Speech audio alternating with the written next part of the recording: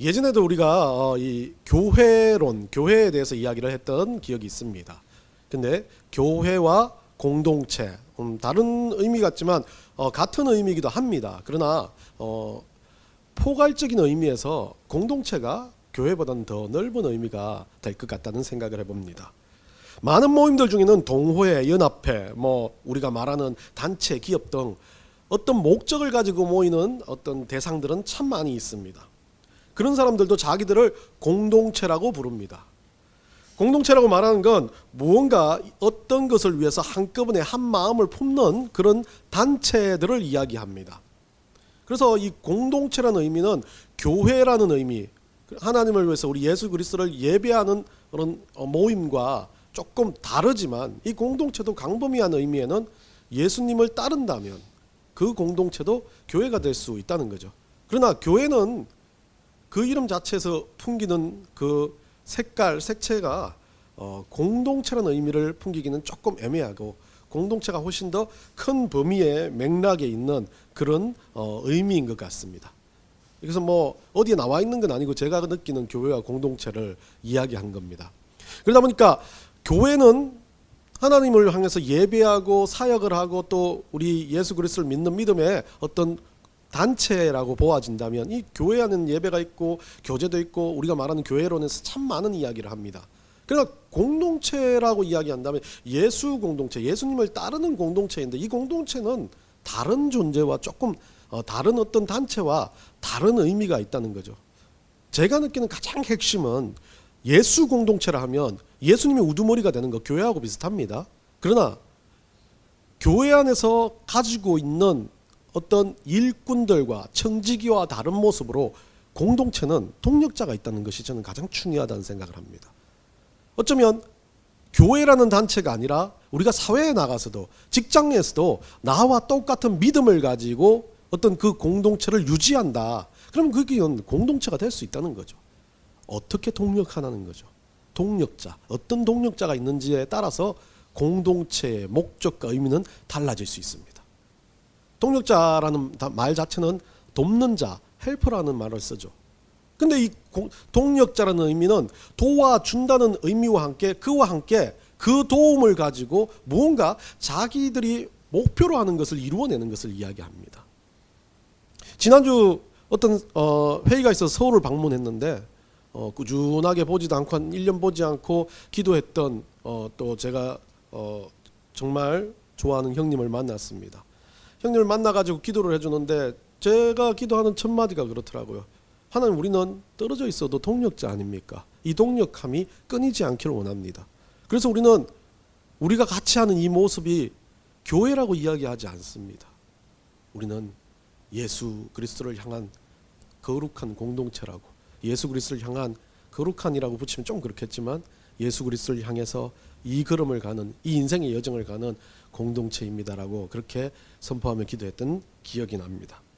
우리가 살아가는 모든 삶 속에 예수님이 계시다면, 우리가 살아가는 모든 환경 속에 예수 그리스도께서 계시다면 그것 자체가 공동체가 되는 겁니다.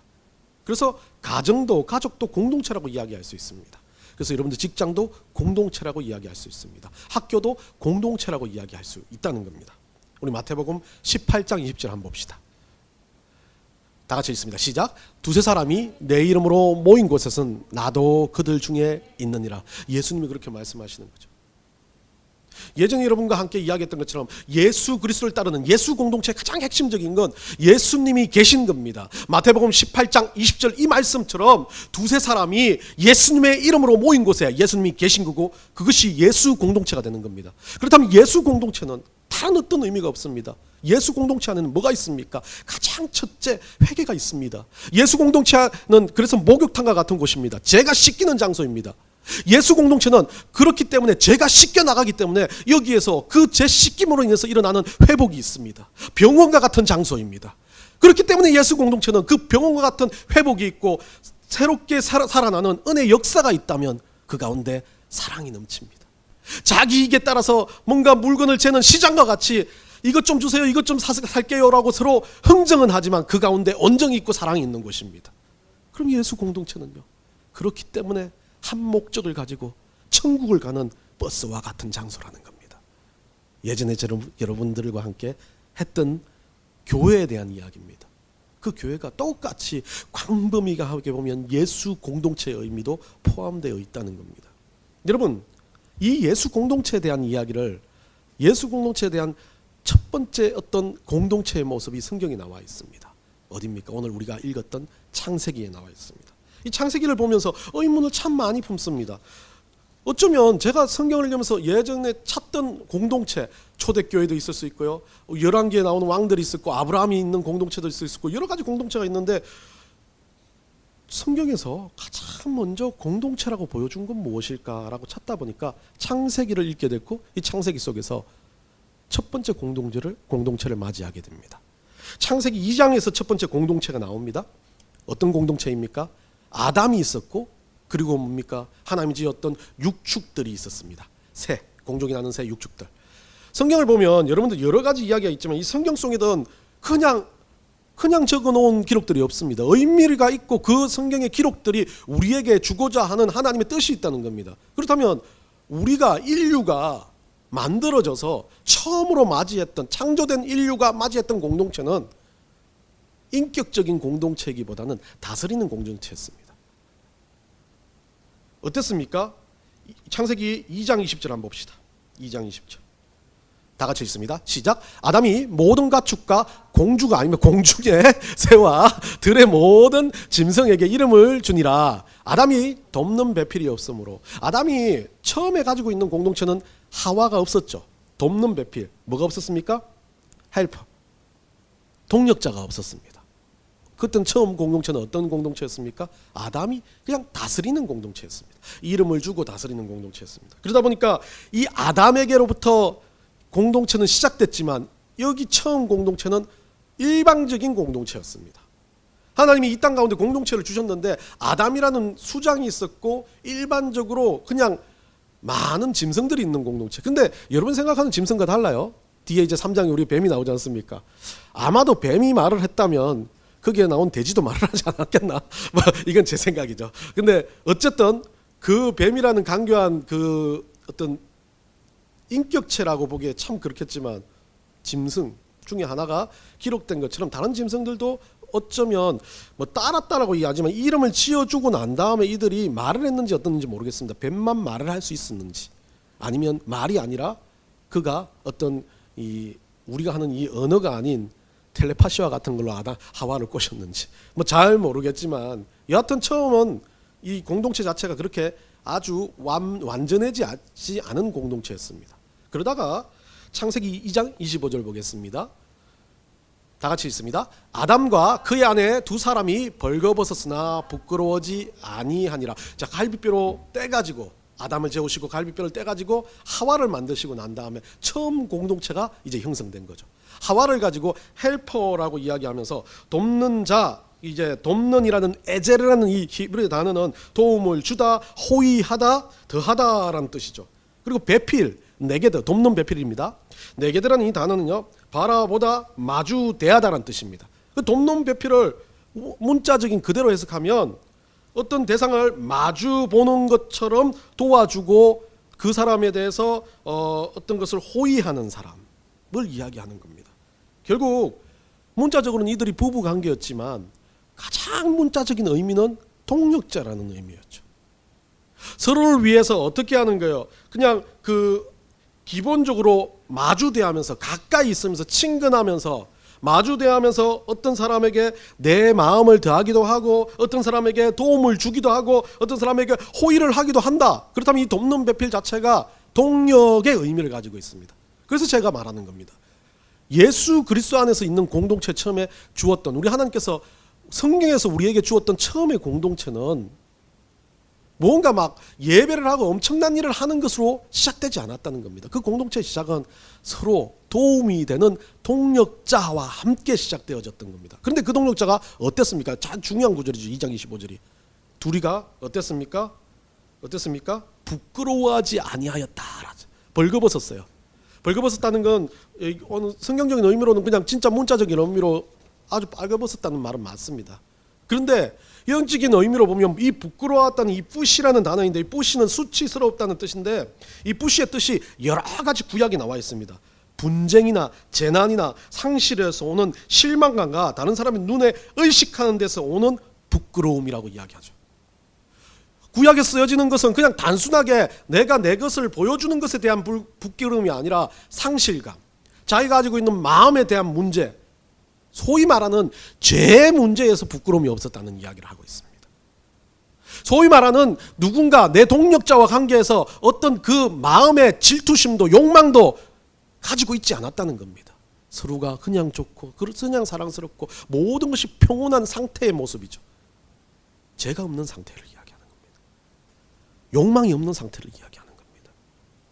처음에 완전한 공동체가 이루어졌던 그 당시의 모습은 서로에 관해서 뭐가 없었습니까? 욕심, 욕망, 죄가 없었다는 거예요. 우리는 얼마나 죄가 많습니까? 교회 안에 얼마나 죄가 넘칩니까?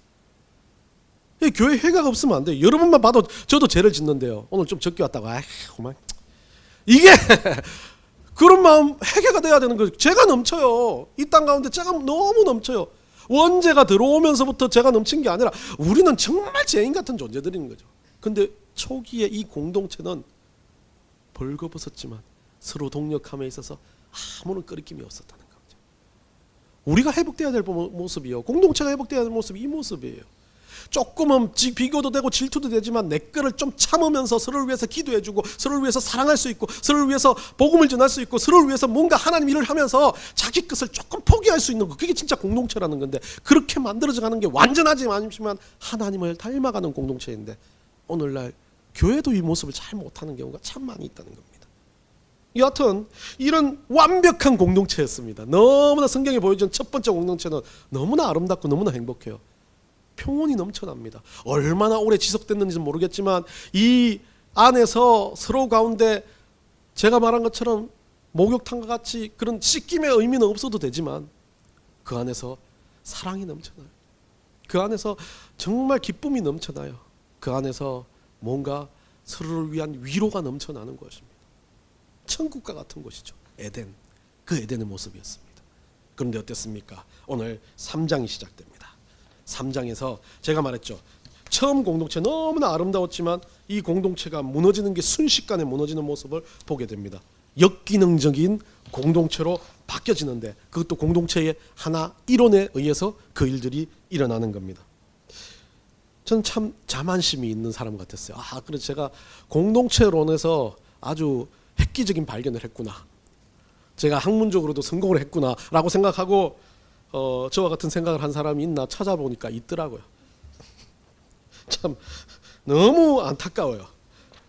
이것이 제가 처음으로 발견한 선구자가 아니었다는 거죠. 저보다 먼저 나왔던 것 같아요. 이 사람 송인규라는 분이, 여러분 잘 아시죠? 이 기독교 문화 사역도 많이 하시고 했던 송인규라는 분이 성경은 공동체에 대해 무엇이라고 말하는가라는 그런 제목을 가지고 일반 공동체였던 완전한 공동체였던 아담과 하와가 무너지고 난 다음에 공동체를 찾으신다라는 그런 마음으로 이야기를 하더라고요. 이것을 공동체라고 기록합니다. 이것을 이분은 저와 똑같이 완전한 공동체라고 이야기합니다. 이 공동체가. 그리고 그 무너진 공동체에서 하나님은 공동체를 더 확고하게 찾으신다. 너무 저하고 생각이 똑같아가지고 책을 안 읽었습니다. 너무 아까웠어요. 제가 먼저 했어야 되는데. 여하튼 그래도 이 책은 흥행하지는 않은 것 같아요. 많은 사람이 보지 않아서 다행이에요. 흥행했으면 배가 아플 뻔했어요. 저는 역기능적인 공동체에 들어왔으니까, 이 사람은 동력자가 아니니까. 여하튼 그래서 이 이야기를 하면서 제가 이 말을 하는 건 이게 그냥 제가 생각하는 신빙성에 대한 이야기 아니다. 누군가도 이것을 공동체로 본 사람이 있다라는, 다른 말로 하면, 좋은 말로 하면 이 사람이 제가 이 사람의 말을 증명해 줬다라는 부분도 있고 서로 같은 말을 증명하는 사람이 있다라는 근거가 있는 거지만, 다른 말로 하면 1등을 빼앗겼다라는 의미도 있다는 거죠. 여하튼 그래서 그 완전한 공동체에서 이 하나님은 역기능인 공동체, 조금 문제 있는 공동체를 기록하면서 보여주는 이유를 오늘 한번 찾아봐야 합니다. 그래서 우리가 진짜 예수 공동체로서 우리가 더 자연스럽게 더 발전하고 더 성장해 나갈 수 있는 길을 볼 수가 있다는 겁니다. 한번 보시면 3장에서 이제는 완전히 달라지는 내용이 나오기 시작합니다. 그렇기 때문에 뭐라고 되어 있습니까? 전제가 그런데라고 되어 있죠. 그런데 바뀐다는 겁니다. 앞에 공동체는 완전했습니다. 그러나 이제 그 공동체에 균열이 일어나고 공동체가 역기능적으로 무너지는 장면을 보여주고 있습니다. 뱀이라고 나와 있죠. 뱀. 자, 많은 이야기 나옵니다. 이 뱀, 들짐승 중에 가장 강교하다라고 소개합니다. 들짐승 중에. 그 새 중에서는 그 강교한 아가 있을 수도 있어요. 들짐승 중에 강교하다고 소개를 하고 있어요. 저는 이걸 가지고 예전에 엄청나게 찾았어요. 강교하니까 새 중에 강교한 걸 막 찾아보려 했는데 찾아지진 않더라고요. 그래서 어쨌든 들짐승이라고 이야기한다는 건 기본적으로 짐승 중에가 아닙니다. 어떤 기는 짐승, 땅에 있는 짐승 중에 가장 강교하다. 결국 그런 것 같아요. 어떤 그 형태 중에 어떤 자리 중에 가장 강교한 존재라고 이야기를 하는데, 이 강교하다는 단어를 저는 조금 애매하게 사용한다고 봅니다. 히브리서 원전에서 이거 히브리어 원전은 아룸이라는 단어를 쓰고 있는데, 이 아룸이라는 단어가 재미있는 단어입니다. 강교하다라고 번역될 수 있지만 대부분은 뭐라고 번역하면 슬기로운 자로 번역되고 있죠. 지혜 있는 자로 번역됩니다. 많은 사람이 뱀이 사단이라 그러고 뱀이 막 문제 있다 그러고, 여러분들 뱀 보면 싫잖아요. 예, 지금도 모양새 자체가 싫습니다. 뱀 자체가 문제를 가지고 이야기합니다. 사단이 뱀이든 어쨌든 그거에 상관없이 그 자를 이야기하면서, 그리고 로마서에서도 뱀같이 뭐하라고요? 지혜로워하라고 이야기하는 것처럼, 이 뱀은 가장 뭐합니까? 들짐승 중에 가장 똑똑한 녀석이라고 이야기하는 겁니다. 가장 지혜로운 자라고 이야기합니다. 자는 아니지만 가장 지혜로운 존재라는 겁니다. 그러면 하나님으로부터 뱀은 지혜를 선물로 받는 사람 아닙니다. 짐승입니다. 근데 이 뱀이 어떻게 됩니까? 여자에게 물었다 그러죠. 물었다는 이 전제를 가지고 말을 할 수 있었거나, 어쨌든 우리가 생각하는 에덴에서의 언어는 달랐다고 저는 봅니다. 에덴으로 나오면서부터 언어가 혼란이 생겼고 바벨탑 사건이 있었던 것처럼, 에덴에는 분명 모든 육축들과 소통할 수 있었다는 거죠. 그러니까 죄가 없고 아주 완벽한 세상이었기 때문에 모든 것들이 공동체가 될 수 있었다는 거죠. 그 중에 이제 뱀이 나타나가지고 뭐라 그럽니까? 오늘 이 1장 뒤쪽에 한번 여자에게 물어 이르되 다음 읽습니다. 시작. 하나님이 참으로 너희에게 동산 모든 나무의 열매를 먹지 말라 하시더냐. 참 똑똑한 사람입니다. 이 전제는 뭡니까? 뱀은 하나님의 명령을 알고 있는 존재입니다. 분명히 알고 있습니까? 그렇기 때문에 어떻게 묻습니까? 자기가 원하는 이 결론을 도출해내기 위해서 우회적으로 들어가요. 충청도 유하는 사람처럼요. 그래서 이게 싫다라고 이야기하면, 충청 사람도 싫다라고 그러면 아니 그게 어째서 뭐 그런 것 같아요 하면 싫은 건데 못 알아듣는 사람이 많잖아요. 그런데 계속 듣다 보면 나도 그게 싫어져 있는 그런 상황이죠. 뱀도 약간 그런 지혜를 가진 것 같아요. 그래서 그거 먹지 말라고 하더나? 그래 묻습니다. 그럼 하나님 명령대로 이야기해야 되죠. 그렇기 때문에 여자가 뭐라고 말합니까? 자, 동산나무 열매는 우리가 먹을 수 있어. 너 여자가 참 그래요. 모르겠어요. 여자가 어떤 존재인지 모르겠지만 이 여자는 순수한 것 같아요. 먹을 수 있어. 하나님 다 명령했고 우리 다 먹을 수 있는데, 단 하나, 동산 중앙에 있는 나무는 열매는 먹으면 안 된다 그랬어. 그 설명까지 아주 토를 잘지 않고 잘해줍니다. 뱀 몰랐을까요? 알았기 때문에 그렇게 질문했겠죠. 그러면서 4절입니다. 4절이요. 뱀이 여자에게 이르되 너희가 결코 죽지 아니하리라. 자, 먹으라 안 먹으라 소리 없는데 뱀은 어떻게 말합니까? 안 죽어라고 이야기합니다. 제가 잘 쓰는 말이죠. 뭐 하면 안 되면 괜찮아, 그냥 하면 돼, 막 이렇게 이야기. 그 밑도 끝도 없지만 뭔가 사람들은요 그거에 되면 그러죠. 막 그 뭐가 안 좋은 게 있어서 그 만져서 우리가 감기 뭐 걸릴 것 같아서 가지고 막 하지 마라 그러면 괜찮아 이거 한마디 하면 사람이 그럴 수도 있겠다. 그냥 오늘은 만질까? 우리 아이들이 밥 먹을 때 손 안 씻고 와서 밥 먹습니다. 엄마는 무조건 손 씻으라 그럽니다. 그런데 제가 밥을 아주 맛있게 차려놨어요. 이게 식어요. 저는 강박이 있나 봐요. 식으면 안 돼. 그래서 자기 얘들이 손 씻으러 앉았다가 손 안 씻었다 그러면 오늘은 괜찮아 그냥 먹어 라고 이야기합니다. 그러면 애들 혼동이 생기는 거예요. 엄마가 와서 씻으라 그러면 잘 안 씻을 수도 있어요. 왜요? 괜찮았기 때문에. 사실 뱀은 이걸 알고 있는 겁니다. 그냥 단순하게 던지는 말 같지만 유혹하고 남 상대방을 꼬시는 말에는요, 그냥 툭 던지는 한마디라는 겁니다. 그 사람이 의도했다면 그건 진짜 나쁜 사람이지만 의도하지 않은 말에도 유혹당할 때가 참 많이 있는 거죠. 뱀은 그런데 의도했는 것 같아요. 뭐라 그랬습니까? 그냥 죽지 않는다 그러면서 결코 안 죽어. 우리는 절대 하지 않는 말이에요. 절대 씻지 마 하지 않잖아요. 오늘은 씻지 마. 그런데 뱀은 절대 씻지 마라고 이야기합니다. 뱀에게도 할 말은 있는 겁니다. 나 너한테 절대라고 이야기했고 너 그거 하면 안 된다고 이야기했죠. 그런데 그때 그것을 5절에요. 너희가 그것을 먹는 날에는 너희 눈이 밝아져 어떻게 된다고요? 하나님과 같이 선악을 알 줄 하나님이 하십니다. 뱀은 알고 있어요. 이 이야기를 알고 있으면서 어떻게 그것을 유혹을 하는 겁니까? 사실을 갖고 유혹을 합니다. 이게 사실이잖아 봐.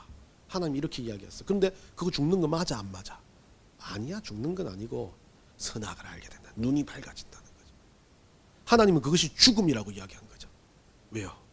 죄가 들어오니까요.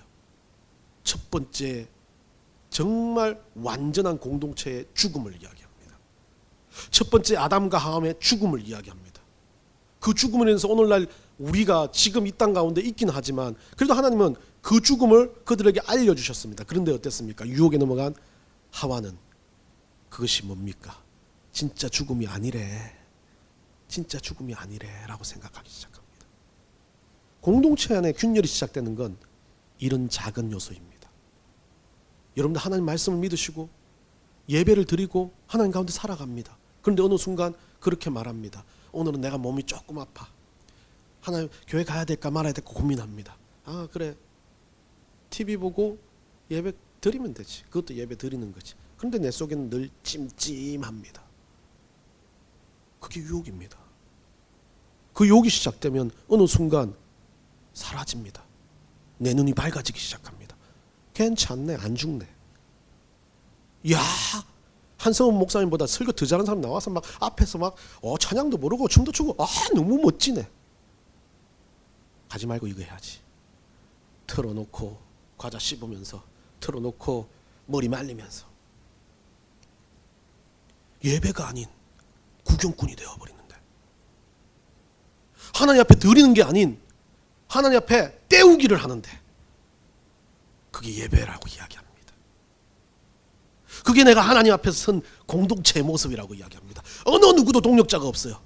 어느 누구도 나와 함께 하나님을 위해서 그 일을 하겠다는 사람이 없어요. 그냥 나는 구경꾼이 되어 있는데 나는 그것을 공동체라고 말합니다. 얼마나 무서운 일입니까? 사단과 같은 존재가 나타나 공동체를 무너뜨릴 때 뱀이 사단은 아니에요. 사단이 뱀을 이용했겠죠. 얼마나 교묘하게 이용합니까? 얼마나 철저하게 준비돼서 이용합니까? 이단들이 마찬가지지 않습니까? 우리는 그것을 위해서 어떻게 방어합니까? 우리는 그 가운데 어떻게 주님 앞에서 정말 우리 믿음을 지키기 위해서 안간힘을 쓰고 있습니까? 잘못되어지고 역기능적인 공동체가 아니라 하나님 앞에 더욱더 건설적이고 성장하는 공동체가 되기 위해서 얼마나 여러분들 교회에서 무릎 꿇고 기도하십니까? 얼마나 넥스 교회라는 이름 부르고 여러분들이 기도하십니까? 얼마나 여러분 가정을 위해서 그렇게 정말 하나님 원하시는 공동체가 되게 해달라고 간절하게 외쳐 부르짖습니까? 하나님은요, 이 불완전한 공동체, 이 불완전한 공동체를 통해서 진짜 공동체로 나아가기를 원하신다는 거죠. 최초의 에덴의 이 공동체는 실패작과 같은 공동체일지 모릅니다. 그러나 그 실패작과 같은 공동체를 통해서 하나님은 지금의 인류를 만드시고 지금의 예수 그리스도를 통해서 이 땅 가운데 하나님의 역사를 이루셨습니다. 이 이야기를 보여주시지 않아도 되는 이야기를 우리에게 보여주신 이유는 우리에게 우리에게 경고하시는 겁니다. 이처럼 초기 공동체의 잘못 맞춰진 블럭의 한 조각이 어쩌면 우리 가운데서 고쳐져야 될 가장 중요한, 이겨내야 될 가장 중요한 핵심이라는 것을 알려주시는 거죠. 뭐에서 나왔습니까? 처음에 나왔던 공동체의 부서짐이 뭐에서 시작됐습니까? 공동체 내에서 시작됐습니다. 밖이 아닙니다. 잘못된 이단들에 의해서 그런 거 아닙니다. 잘못된 다른 종교에 의해서 그런 거 아닙니다. 우리 안에서 일어납니다. 유혹이 일어나고 문제가 일어납니다. 뭐에서 일어났습니까? 그 이간질은요, 입에서 나왔습니다. 말에서 나왔습니다. 좋은 말이든 나쁜 말이든 그 말이 반복되기 시작하면 고민하기 시작하는 거죠. 우리가 가장 조심해야 할 공동체의 그릇을 깨는 가장 큰 문제는 처음에 있는 입 속의 마음에서 시작되고 그 다음으로 입으로 나오는 그 일들로 시작된다는 거죠. 그러면서 그 공동체를 우리 하나님은 보여주시는 가장 큰 이유는, 그렇게 부서지고 깨져도 하나님 공동체를 만들어 가시는 가장 큰 이유는 이 공동체를 향해서 하나님은 끝까지 유지하시겠다는 의미입니다.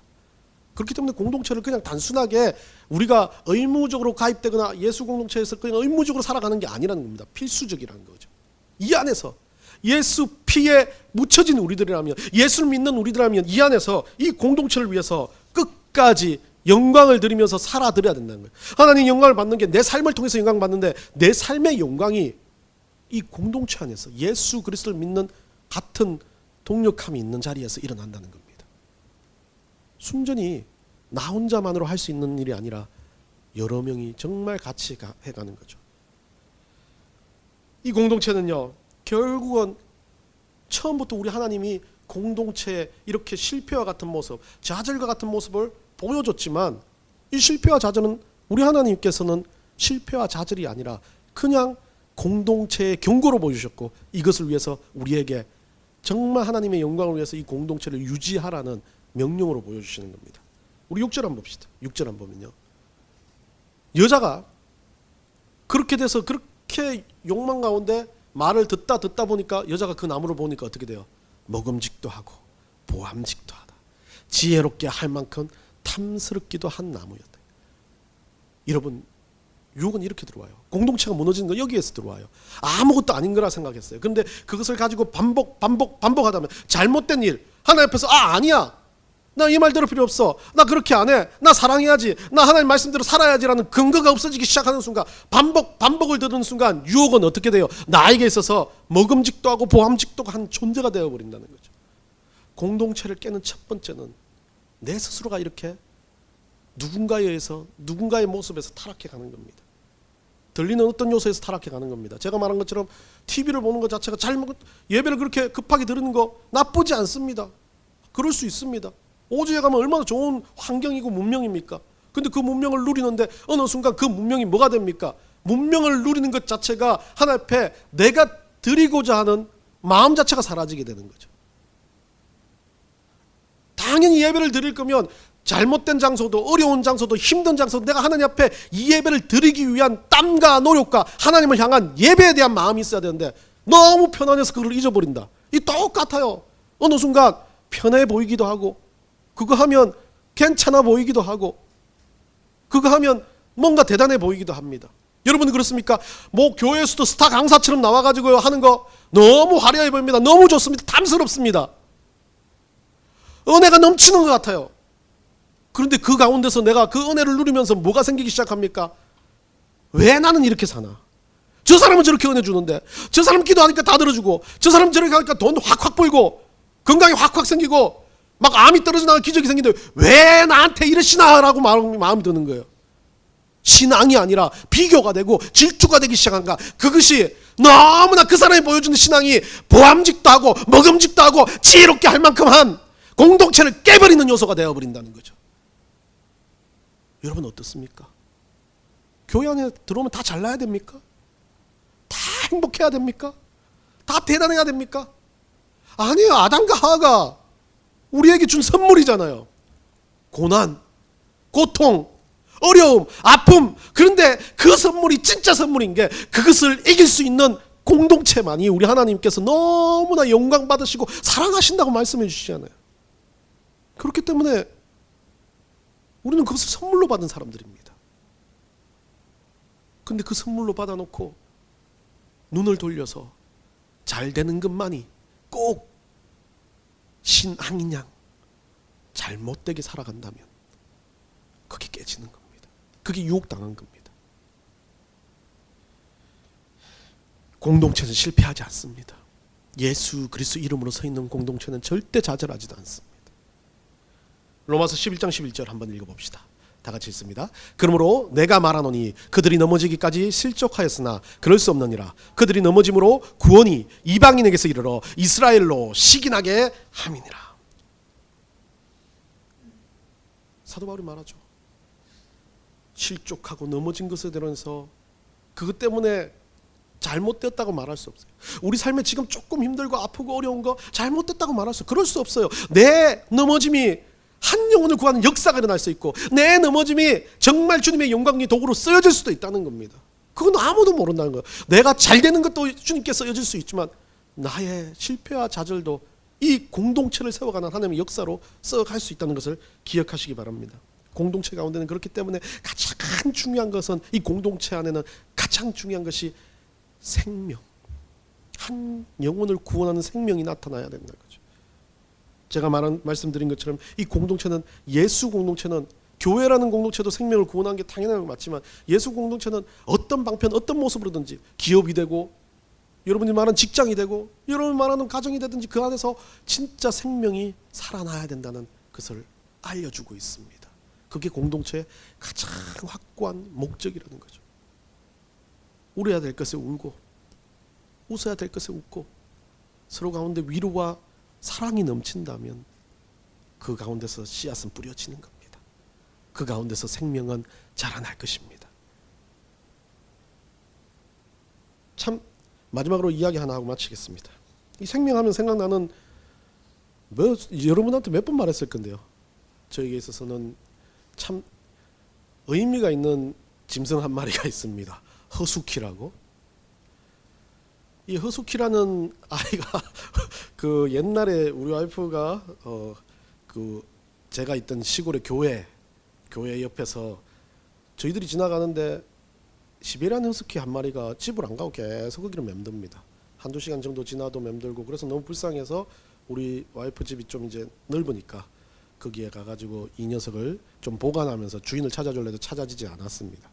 그래서 그 녀석을 키우게 된 거죠. 교회로 찾아온 녀석입니다. 생명을 향해서 온 녀석이죠. 그래서 그래서 이름을 어떻게 질까 해서 우리 와이프 이름, 우리 장인어른 그 성이 허가이기 때문에 그리고 암놈인지 쑥놈인지 모르겠지만 수키, 예, 허수키. 허스키의, 시베리안 허스키의 다른, 우리 와이프 이런 장면 센스가 있는 것 같아요. 허수키라고 이름을 지었습니다. 이 허수키가 참 너무나 막 시커먼해가지고 괜찮은 녀석이었어요. 근데 한 일주일인가 지났는데 시름시름 앓기 시작합니다. 냄새가 엄청 지독하게 나고요. 그래서 제가 그 안 되는 이제 장모님 부르셔가지고 안 되는 그 차에 태워가지고 그 근처에 있는 동물병원에 데려가니까 동물병원에 그 의사 선생님 말합니다. 파보 장염에 걸렸다고요. 거의 10마리 중에 9마리는 다 죽습니다. 한 마리가 될 수는 있지만 거의 죽을 겁니다. 그냥 놔두십시오. 그냥 먹을 수 있으면 뭐 맛있는 거 주고 놔두십시오. 뭐 해줄 수 있는 게 없습니다. 라고 이야기를 하고, 저도 이제 죽겠구나 하고 그냥 놔두고 갔는데 한 며칠 지나가지고 장모님한테 소식이 들립니다. 잘 산다. 살아났다. 시름시름 앓던 것이 그냥 자기가 일어나고 먹기 시작하고 살기 시작하는. 생명은 그런 것에 있다는 거죠.